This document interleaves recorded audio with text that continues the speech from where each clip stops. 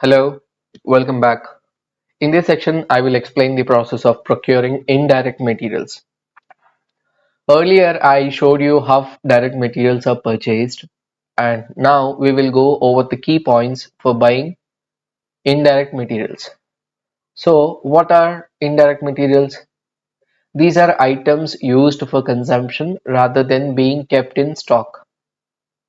They are not posted to inventory but directly charged to accounts like cost center, projects, or sales orders.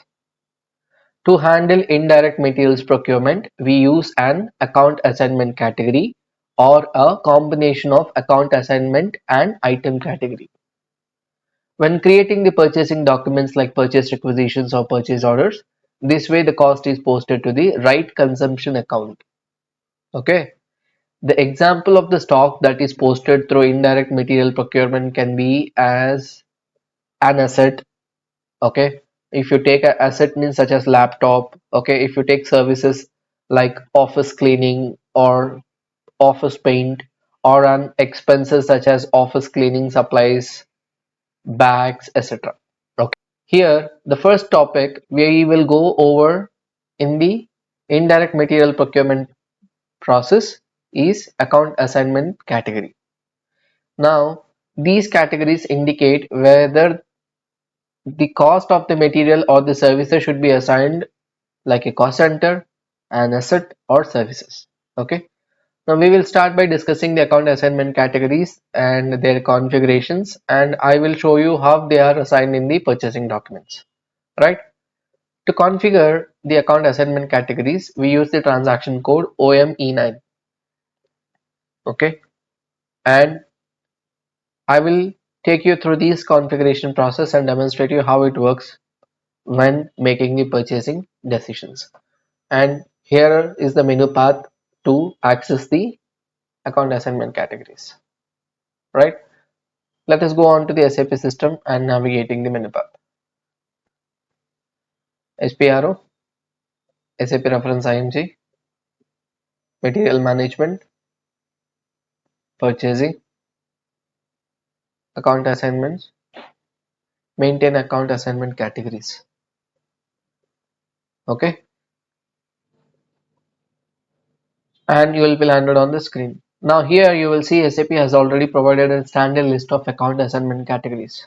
Okay, you can use this or create a new entries depending on your business needs, right? So before we get into the configurations, let me show you how the purchase requisition or the purchasing order screen at the item level, okay, looks.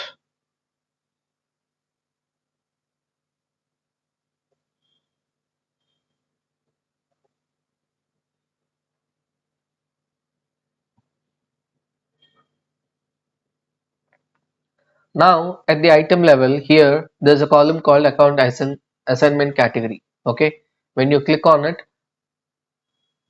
now here you will see the same list that appears in the OME9 transaction code, right? So here we choose the appropriate account assignment category depending on where we want to post the indirect materials.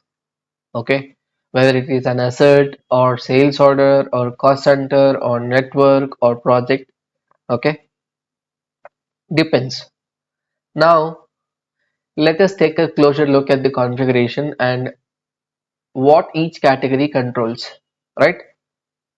Well, double click on the cost center account assignment category to explore its settings and see how it influences the procurement process.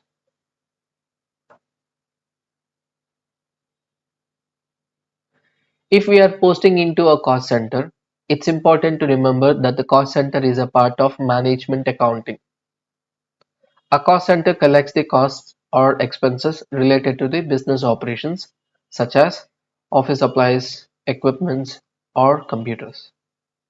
All these expenses can be directly posted to a cost center through either a purchase order or material management and procurement modules. The first section is detailed information. SAP provides a standard settings for this, and it's recommended not to change it unless you are sure what you are doing. Okay. Ideally, you can create your own account assignment category by copying the standard one. Ensure the setting matches your specific business requirements. The first option in the detailed information is account assignment changeable at invoice receipt. This means you can modify the account assignment, such as changing the cost center or general ledger account during the invoice receipt process. Next, there is consumption posting. This defines the type of posting that will occur for this account assignment category. Now, by clicking this list button, you can see what type of a consumption it represents.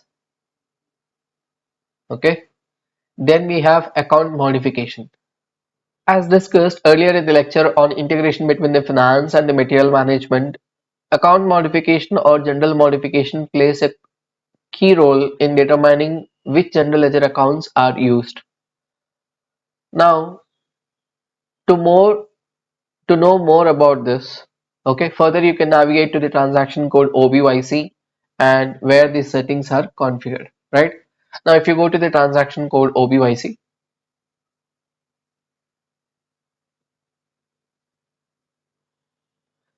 now you can view the chart of accounts and check the transaction key GBP as an example.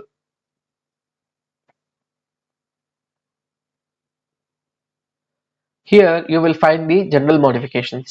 The combination of valuation modification and the valuation class, such as for the raw materials, it determines the general ledger account as shown on my screen with an account number like 400 and 1000.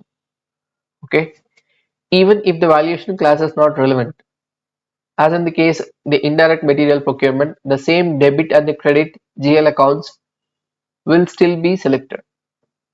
Okay, now when you go back to the account assignment category,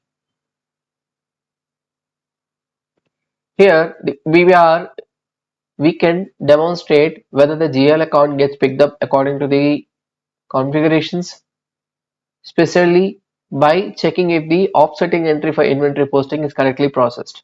Okay. Secondly, if you run the transaction code OMWN for the movement types,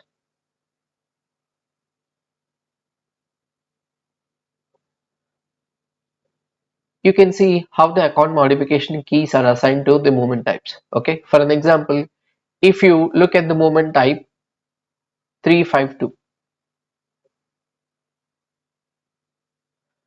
you will notice that the combination of valuation type and quantity data ties into the transaction key GPP with an account modification key of VBR.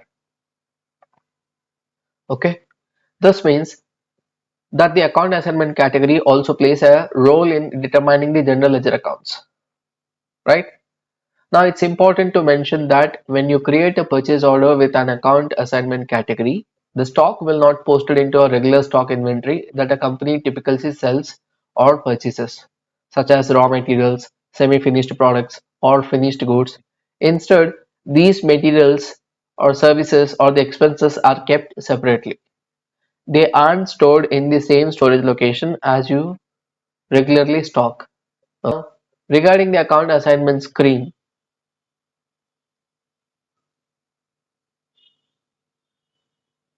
if you click on the list button, you will notice options for single or the multiple account assignments. If you need to distribute across multiple accounts, you can select the option for that. Additionally, the distribution control feature allows for determining how the distribution is managed. For an instance, one represents the distribution on a quantity basis for a material and particular invoices. Let us take a look at this. So number 2 represents how the invoice receipt quantities relate to goods receipt GR quantities, meaning that they are proportionately or equally distributed, right? The account assignment category allows both goods receipts and invoice receipt. Additionally, it controls the field statuses determining whether a field is a mandatory entry, optional entry, displayed, or hidden. For instance, when you select this account assignment category,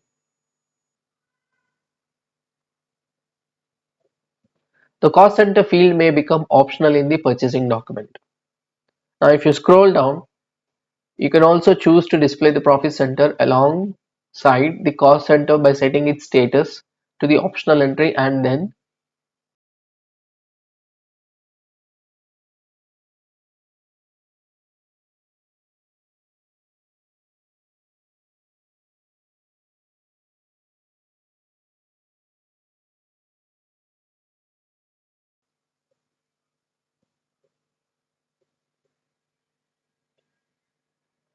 hit save.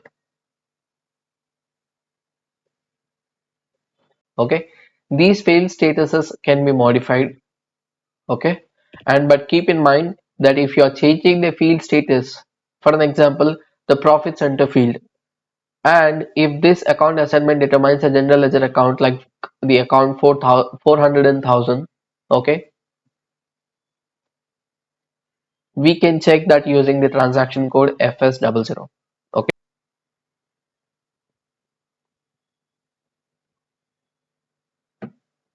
now if you take a look at the account 400,000, we can see that it's consumption raw material account, and if we navigate to the tab, we will find the group G003. Okay, similarly, now if you run the transaction code OBC4,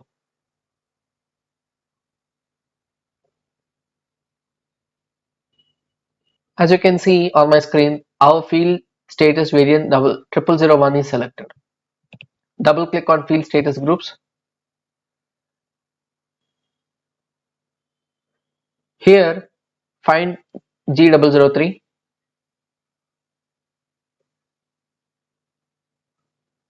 double click on it, and then double click on additional account assignments. On the screen, you need to check that if you are making the profit center optional, then the general ledger account that is picked up should also allow the profit center as an optional entry in this field status group. Okay. Now, if you go to the next page, you can see that the profit center is indeed sent as an optional entry. Okay. In this field status group, G003 allows the profit center to be optional, but it's suppressed. Instead, the system will throw an error to system will throw an error. To resolve this error, make sure that the general ledger account picked up by the account assignment category allows the same field status setting as the account assignment category itself. Okay, this should be remembered. Okay, that's all for now. If we go back,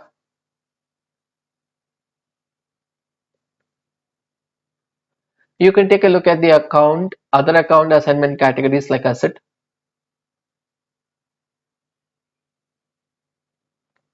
You will notice that it allows for non-valuated stock, which is important because when the invoice is created, it will be valuated. Additionally, its consumption posting is represented as A, and A stands for asset, right?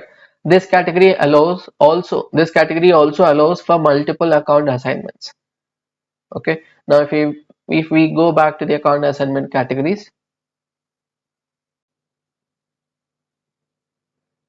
now if we look at the unknown category, it doesn't control any field status. Now, you also have a category for the returnable packaging, right? You can create your own account assignment categories based on your business requirements, right? Now I'll go back and show you the next activity.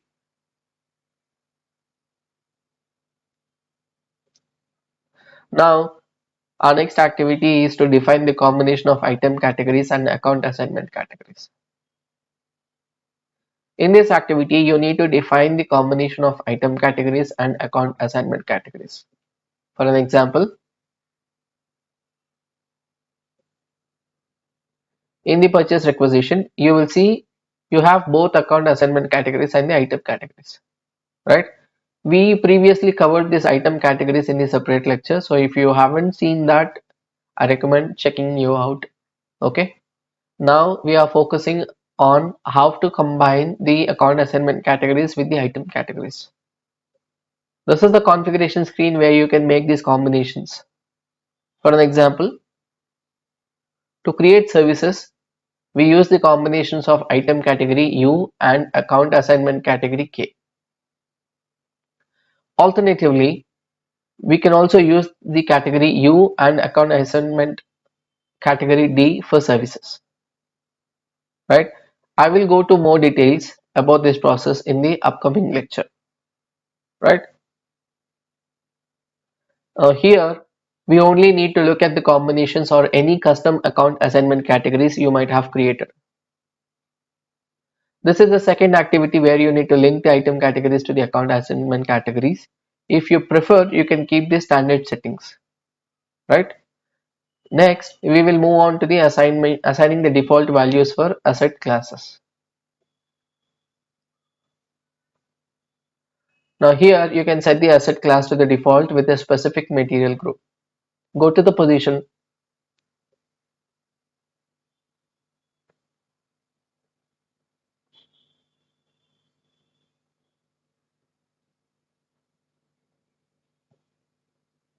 Now check for your material group of assets. You will see that we can make an asset class default. Okay, let's take a look at this.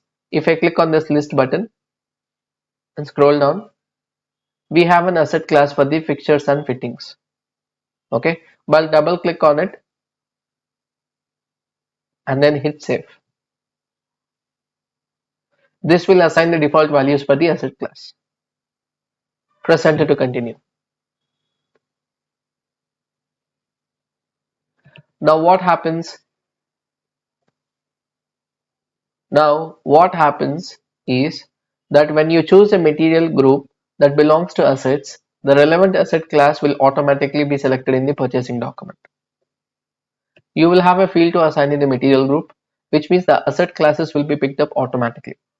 With this will save users time as they won't need to search for the right asset class. It will be defaulted for them.